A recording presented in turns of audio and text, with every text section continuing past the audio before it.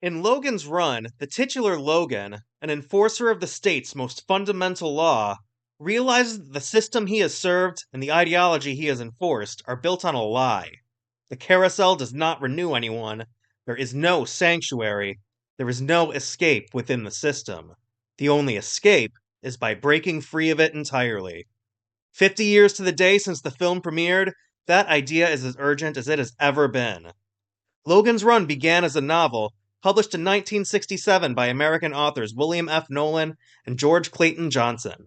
The premise was stark and satirical, imagining the logical endpoints of a culture that has decided that youth and excess are the only values worth preserving, and then asks, what does such a culture lose in the process? What happens to a civilization that has no memory, no continuity, no old people left to remember what came before? The road from novel to film was characteristically tortured.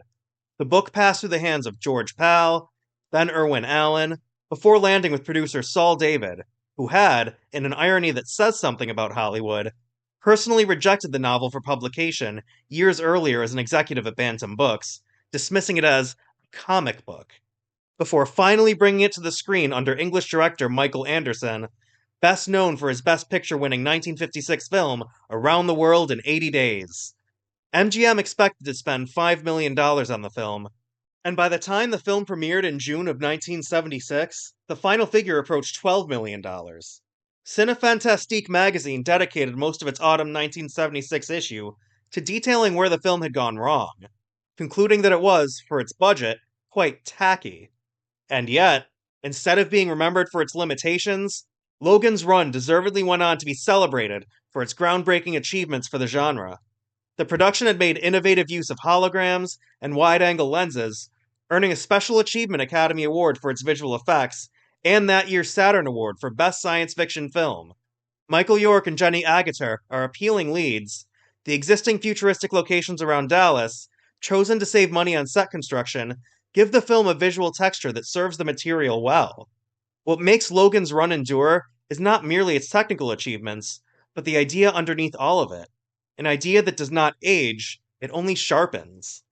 The civilization in Logan's Run has handed control to a computer called the Thinker, building a society in which anyone who reaches the age of 30 is automatically eliminated. Its citizens now know nothing of history, continuity, or the wisdom that only age and experience can provide.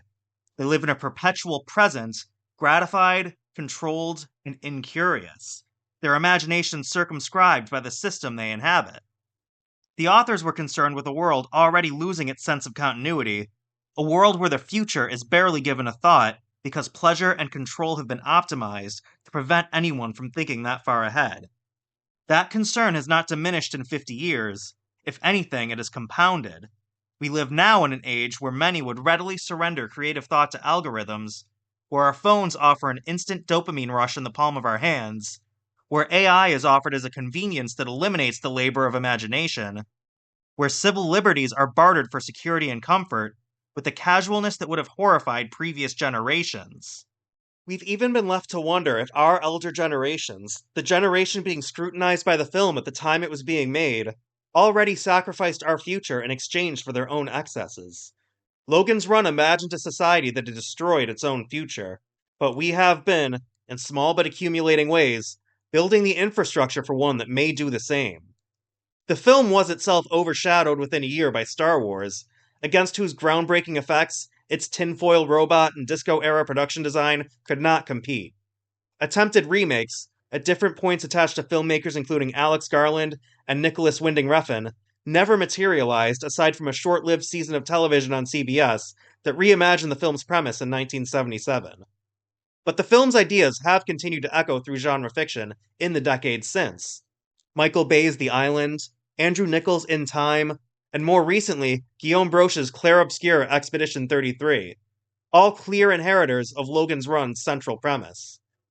Logan's Run may not be a technically flawless film, but it is a film whose central argument, that a life fully lived, into old age, with the accumulation of memory and wisdom and connection that only time can provide, is not a problem to be solved, but a gift to be protected.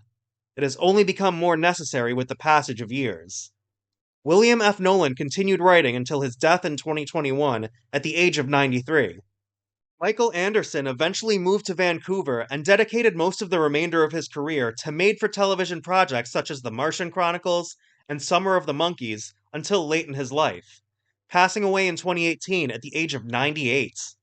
While Around the World in 80 Days and Logan's Run would always be Anderson's most celebrated works, he was a creative talent who spent his entire life doing what he loved, running not away from his years, but through them, and arriving at an extraordinary age still in motion. In 1999, Anderson once referred to Logan's Run as a piece that he's very proud of.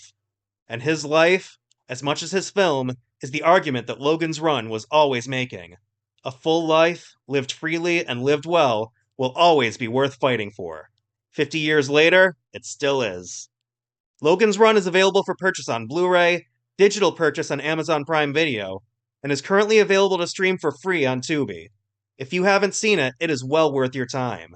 And if you have, it may be worth revisiting with 50 years of hindsight. So let me know in the comments. Have you seen Logan's Run? And if so, what does it mean to you 50 years after its release? And of course, don't forget to subscribe to Fandom Frontline for more deep dives into the stories that shape our fandom.